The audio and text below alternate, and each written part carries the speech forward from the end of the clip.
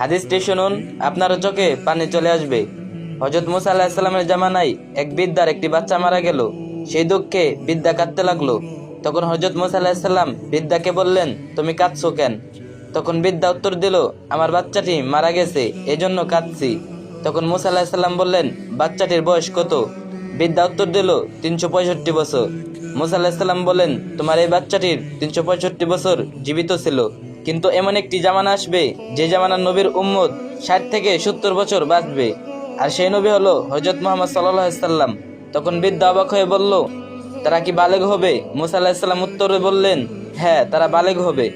বৃদ্ধা মহিলা পুনরায় প্রশ্ন করল, তারা এই সামান্য সময় বিয়ে শাদী করতে পারবে? মুসা আলাইহিস সালাম বললেন, তারা এই সামান্য সময়ে বিয়ে করবে এবং তাদের থেকেও সন্তান হবে। বৃদ্ধা মহিলা পুনরায় প্রশ্ন করল, তারা এই সামান্য সময়ে কিভাবে নেকি এবং সওয়াব অর্জন করবে?